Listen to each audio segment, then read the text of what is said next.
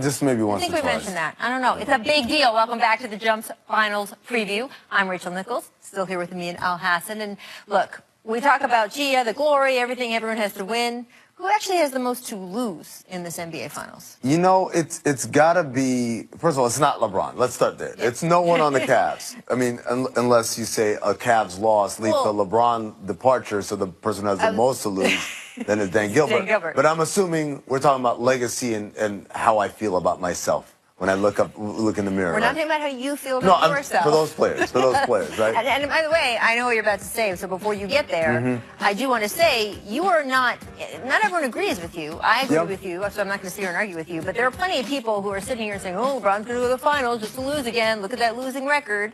And you would say? I would say we look at who he lost to, and you say, oh, that's why. Right, other than that Dallas series, I don't know of a team that, oh man, you should have beat them, where he didn't did Vegas underdog in 7 of the 9 times he's been in NBA Finals. He's already won 3. So by that math, he's already beat the odds. Right.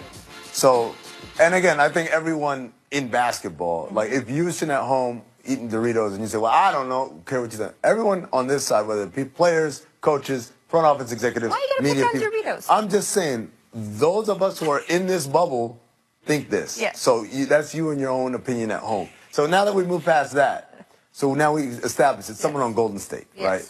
So is it Curry or is it Durant? For Curry, obviously there's the never won a Finals MVP thing that's hanging out there. But I really don't think that matters to him as long as he gets jewelry. Right. But Durant is the one who left somewhere to get jewelry. So even getting one is not enough. He's got to be able to do it again and again. The pressure is always on him.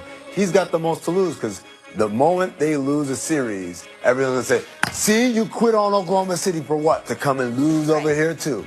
He's also a little bit, I don't want to say he's in a no-win position because he's probably going to win, and that's nice. He's winning the MVP Finals trophy there in that clip, and he's going to probably win another ring. Damned if you do. But the expectation is basically, well, you should win the Finals MVP. You're the best player on that team, and the expectation is, oh, well, you should win. This is the ring. You're a stacked team, that sort of thing. So you sort of just meet expectations. If you do well, even if it's a 40-point game, people are like, well, you're supposed to. You're Kevin Durant. And if you don't, all you can do is be disappointed. The one difference is, though, that's all in the moment. Because 3 years, 5 years after he's done playing, all they'll say was, he was a 3-time or 4-time, or however many they end up winning.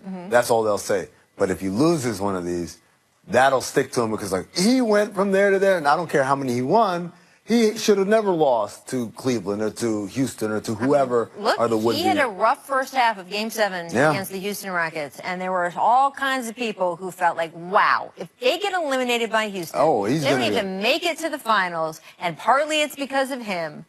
I mean, I can't even imagine what we would be sitting with today. We wouldn't have talked about Steph Curry. We wouldn't talk about Steve Kerr. We wouldn't talk about Iguodala's injury. We just talk about Kevin Durant. And again, this is the life he chose. He knew with this path comes great reward, but in the event that it doesn't happen, the blame is all going to fall on his plate. Is there anything he can do? I'm always curious about this. Has he just made his decision and this is his life? And by the way, this is not a bad life. Let's not pretend that whatever. He is going to end up in the Hall of Fame.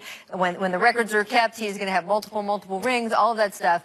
But he is not. You talk to Warriors fans. Warriors fans love Steph Curry.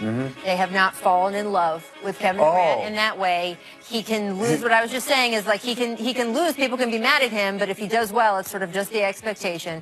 Is time going to heal that, or is it just that he will always be in this? He'll never be looked at like Steph Curry. That's for sure, because Steph Curry represents the most important thing, which is we were trash, and then we were champions. You grew with us, right? It's kind of like when I was in the front office and we would draft players and we get them to sign their first contract. I would always have this speech to them. I'd tell them like, now stop now, because no matter what you do from here, you can go on and become an MVP and sign max contracts and endorsement deals and everything. But nothing will ever be as vast, stark a moment as going from broke to a millionaire right now when you put pen to paper. It'll never happen again. That's great. It's the same thing for those Warriors fans. It's nice, and Durant's going to come and he wins the Finals MVP and they win rings and all that. That's great, and they love it and appreciate it. But nothing can transform them from we were laughing stock and now we're the toast of the town, and that happened with Steph Curry. So Kevin Durant, you feel like this is just who he is, and be fine. I think if I'm him, you should be fine with. Don't worry about what people say, because ultimately we play this game to collect hardware. there were a lot of great players, Charles Barkley, and Karl Malone, and Patrick Ewing, and John Stockton, and Elgin Baylor, who don't have any of that. Yep. And trust me, they'd all switch spots with him. And all the Twitter memes and all of that stuff, history will forget all of that. Those are the Doritos-eating people at home that are outside the bubble. Don't worry about that. There are some very good flavors of Doritos. Up next, we will discuss.